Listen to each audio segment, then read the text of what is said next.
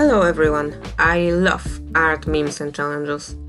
Unfortunately, I don't have time to do them very often. But Wings of Fire celebrates its 10th anniversary this year and I wanted an excuse to talk a little about my favorite dragons. I'm gonna do Wings of Fire favorites, an art meme made by Landry Basket or Cassie on DeviantArt. You can find link to the template in the description. So let's start! We are kicking off with our favorite hybrid. It was not an easy choice, I was a little hesitant before I finally settled on Whiteout. The huge part of why I picked her was because she's one of the most unique looking hybrids in the whole series.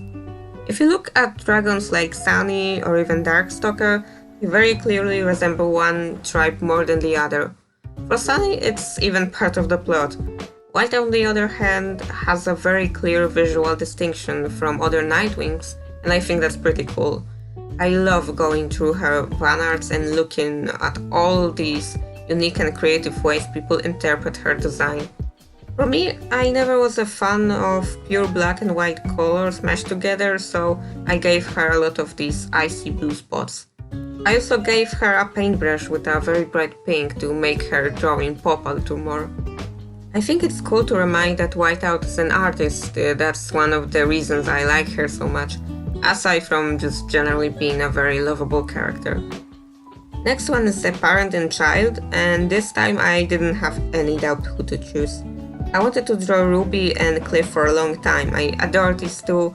Cliff is absolutely my favorite dragon in the whole series. I love how brave and caring he is for his mom. Something I really appreciate about the relationship is how strong Ruby became after Cliff was hatched. Even if this is not one of the more prominent parent-child relationship in the books, I still think it deserves more appreciation. It is really neat to see a dragon so positively changed by becoming a parent. Side note, if you're wondering why the beginning of this spit paint looks different, that's because I did one version of this drawing and I hated it. But I did two more anyway and then went to sleep, hoping that by the time I woke up it's gonna look better, but guess what? It didn't happen. So what you see is essentially me just going back and redrawing it. I still think this version looked a little silly, but hey, it's a mother playing with her child, she can look a little silly. Albatross as a favorite antagonist was also a no-brainer. I always had a soft spot for villains, even the ones who show up for a small amount of time. And Albatross gave me an insanely strong impression, mainly because of how great the scene of Sibling Massacre is. It was so well written. It's like a dragon version of Carrie. Albatross also has to be my favorite Sibling design I made to this day. I wanted a dragon who would look very paternal and wise, basically your typical grandpa, but who would be also very scary when he went full killer mode. I'm especially proud of these orange-red marks. It's a nod to real-life Albatross, whose peaks have a little red tip on the end. I'm really hoping it's not the last we will hear about Albatross. There's a lot to explore for this character and his life would be such a cool idea for a winglet. The fourth one is the favorite ship, an extremely calm and uncontroversial category. There's a lot of romance in the series that I really enjoy, so picking one was a tough choice. But I settled on the one I have the most attachment to. And it's Starflight. I know, not a very conventional choice, but hear me out. My favorite kind of romantic relationship is the one that plays an active role in your life, when the person you care about helps and encourages you to improve yourself. And I can't overstress enough how important is the role Fatespeaker plays in Starflight's life, basically from the moment they first met. I would even argue that she's the catalyst for his character development. He made a lot of decisions thanks to her being his only friend on the entire island. Most of their interaction isn't even romantic in nature, but if anything, it makes me like them even more. It's clear that they care for each other, and I think it's really sweet. Even though I feel a little disappointed that they didn't end up as a canon couple, I can always enjoy them working as a team. Plus, hey, I heard in the upcoming guide they are supposed to have more interactions. That's very neat. Next one is the best friendship, and if you are curious why I'm starting this speed paint from making liner, that is because the sketch process got obliterated. Anyway, for this one I choose Snowfall and Lynx. A little controversial since Snowfall doesn't have the best opinion in the fandom. To be fair, she really improves at the end, and that is something that would be impossible without Lynx. I really appreciate the relationship between these two. It starts one-sided but evolves into a really strong, healthy friendship. Lynx isn't a type to put up with her queen's bullshit, but she's genuinely caring and helpful. You can really tell how much she wants Snowfall to be happy and to make the right choices. It's really heartwarming. When I first made this design of Lynx, I was way more confident of it than I am now. I just realized these blue spikes on the side of her head make her look like a rainwing hybrid. I guess I tried too hard to make her similar to an actual Lynx. I still like her colors though, they are way less bright than an usual Icewing. I really think it suits her character nicely. Another controversial pick of mine would be blue for favorite protagonist. But I don't regret it, I adore this precious little guy with all my heart, and his book will always be one of my absolute favorites from the entire series.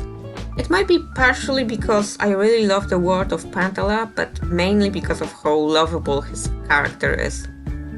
He lives in a very unfriendly environment where Sibling can be punished for even the slightest offense. I think something a lot of people tend to overlook is his empathy also works as a defense mechanism. He's not a strong dragon, he doesn't have a power to rise against discrimination of his tribe.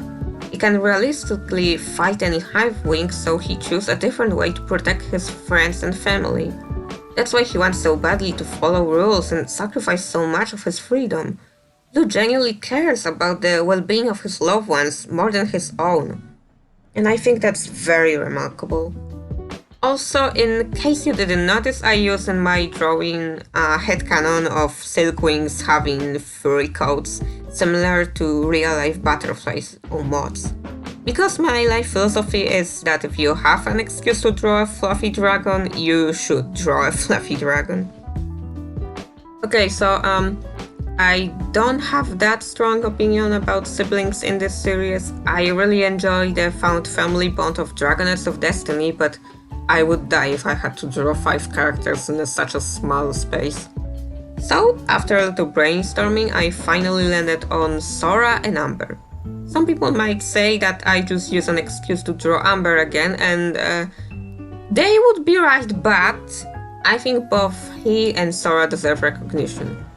Madwings as a tribe overall deserve more recognition. Sora is such a tragic character, and I'm really glad that even after this whole mess with Jade Academy, she still has someone who is willing to help her. Umber is one of my favorite secondary characters, mainly because of his kindness and affection for family. He deserves praise for the sacrifice he was willing to make for Sora. He seems to have a really good time in the academy. There were dragons that he became friends with. I don't think he would leave if this wasn't for the love for his sister. I'm really hoping we get to hear more about these two. There's so much potential here. And yes, I forgot about Umber's scar. Don't worry, I added it to the picture later. And finally, the last but not least, favorite animus. Since I couldn't do Albatross twice, and I would if I could, believe me, I choose Jerboa the Third. Boa is probably my favorite Sunwing and definitely my favorite part of Book 14. I'm an absolute sucker for horror elements in Wings of Fire, and let's say her backstory throws a shiver down my spine. Even today, the most memorable part of Dangerous Gift is the story of Boa and her mother. There are just elements that I would expect more from a science fiction novel, not a children's book. The idea of creating a life basically from nothing, almost programming its personality, it's terrifying but so interesting at the same time. You can absolutely tell the feelings of horror and confusion Boa felt for all these years, and I love it. But aside from that, Jerboa is a pretty cool character on her own. I really like her no bullshit attitude, and I did enjoy her little segment at the beginning of Flames of Hope. Her interaction with Luna was just so precious. As you can see, I use my first design of Boa from over a year ago. I'm not so fond of this art style as I used to, but I still like the elements of it.